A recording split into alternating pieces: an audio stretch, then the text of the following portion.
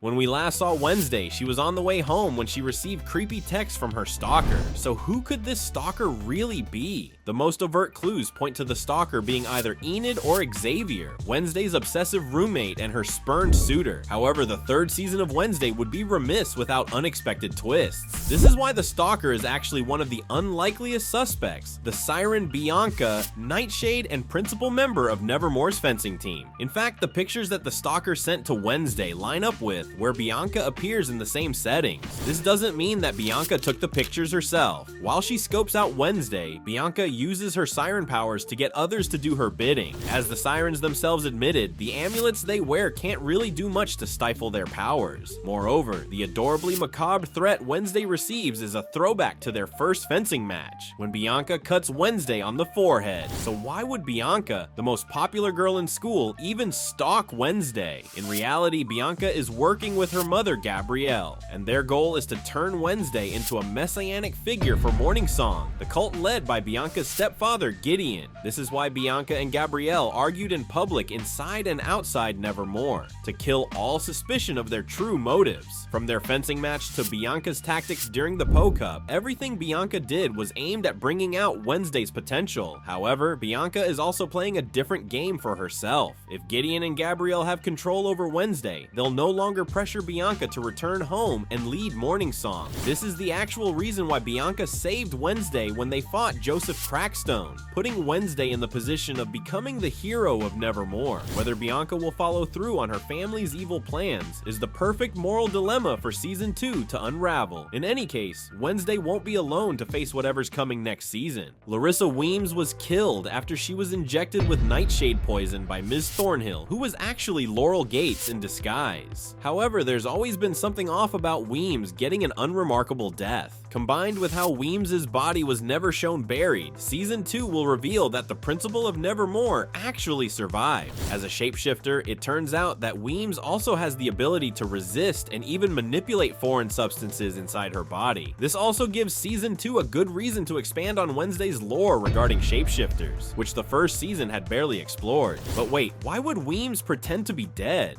After discovering the extent of the conspiracy haunting Nevermore, Weems figures out the best way to ensure the future of the school she so loves, by working in the shadows instead of in the spotlight. As the principal of Nevermore, Weems typically received filtered information and was always limited by her position of authority, but as a ghost, she'll be in an even better position to unravel Nevermore's problems. In fact, any of the returning or new characters in Season 2 could actually be Weems. As Weems puts on various disguises, she secretly works with Wednesday and the Nightshades to handle Nevermore's real enemies. That said, we foresee at least a Nightshade that'll be taken off the board next season. Warning, the next part of this video discusses sexual assault. In January 2023, Xavier actor Percy Hines White faced sexual assault allegations, so Netflix took him off the cast list for Season 2. However, the show still needs a way to explain what happened to Xavier in-universe. This is why Xavier faces a gruesome, brutal off-screen death in the second season of Wednesday. In fact, Tim Burton already pulled off a similar trick in Beetlejuice. Disgraced actor Jeffrey Jones couldn't be brought back for the sequel, so Burton notably gave Charles Dietz a horrifying death, eaten by a shark in glorious stop motion. With Burton still being heavily involved in Wednesday Season 2, Xavier is bound for a fate like Dietz. For instance, while working on a particularly large painting of Wednesday, the frame falls on Xavier and crushes him to death. Or, while hiking to paint a magnificent view, Xavier falls to his death down a cliffside. These deaths may sound silly, but don't forget, ridiculous tragedy is on brand for the show. Speaking of which, this leads us to our next plot prediction. Laurel Gates and Joseph Crackstone were great villains, but the most nefarious character to appear on screen was arguably Bianca's mother, Gabrielle. Unlike Gates or Crackstone, Gabrielle doesn't discriminate against outcasts. In fact, through Morning Song, Gabrielle seeks to manipulate both normies and outcasts alike. This can be seen in the Morning Song bracelets being handed out to the people of Jericho. And with Weems seemingly out of the picture, this opens the doors for Gabrielle to take the next step in her plan. Using her powers as a siren, Gabrielle manipulates the powers that be to become Nevermore's new principal, while the amulets that the sirens wear work as a failsafe against their powers. These trinkets can scarcely control powerful outcasts like Gabrielle. Gabrielle, who has spent years honing her mind powers in the cult, while Joseph Crackstone and the Gates family wanted all outcasts dead. I will expunge you abominations from this earth!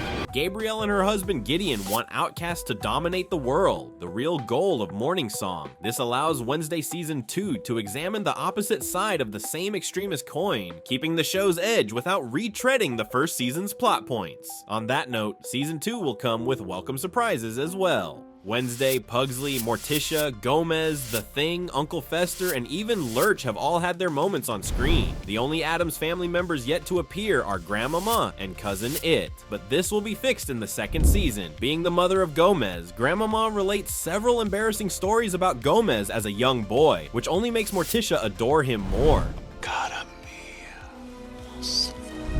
A powerful witch, Grandmama also helps Wednesday to better manage her powers of divination, which only gets stronger and more unpredictable in Season 2. Meanwhile, Uncle Fester returns with a familiar relative, Cousin Itt. Fester finds out the hard way that trying to zap Cousin Itt only returns the shock, as Cousin Itt is covered in hair. But more importantly, the three-wheeled Messerschmitt KR-175 that Cousin Itt drives will come in handy when a monster chases Wednesday in Season 2. And apart from the Addams family, Wednesday is bound to get other powerful new allies in the next season. It's unclear exactly how hides work in the world of Wednesday. However, Wednesday did defeat Tyler's master, Laurel Gates. Moreover, Tyler also transformed right as he was in close proximity to Wednesday in the Season 1 finale. Combined with Wednesday and Tyler's intense attraction towards each other, there's more than enough precedent to make Wednesday the new master of Tyler's hide. In the second season, their story picks up when Wednesday visits the special institution where Tyler is being kept by outcast authorities. This time, Tyler is apologetic for his actions, but apologies are unnecessary. After researching hides, Wednesday knows that even their personalities are just reflections of their current master. Even then, Wednesday admits that he can't ever trust Tyler. So in response, Tyler thinks of a way they can be together, but without any danger to Wednesday. Tyler will submit to Wednesday as his master, and Wednesday's first order of business is to bust Tyler out of confinement and then return him to Nevermore. This also opens the doors for Tyler to have a redemption arc in Season 2. Wednesday may rule with an iron fist, but as Tyler's master, she is careful not to abuse the sheer power of having a hide monster at her beck and call. That said, just like Tyler, Wednesday won't always be in control of herself in the next season. When the spirit of Goody healed Wednesday, she warned Wednesday that she would never see Goody again. As it turns out, however, this is only half true. Occasionally, Wednesday sees Goody when she looks at herself in the mirror, confirming that her ancestor still resides within her mortal coil. But this is no ordinary case of possession. In a nutshell, Goody is the bad cop to Wednesday's good cop. While Wednesday approaches Nevermore's new problems with caution, Goody insists on tackling their enemies head on. Even though Wednesday is tempted to let Goody take over and murder normies who hate Nevermore, Wednesday is forced to rein in the vengeful spirit inside her consciousness. But what do you think? Do you see any of these predictions actually happening in Wednesday Season 2?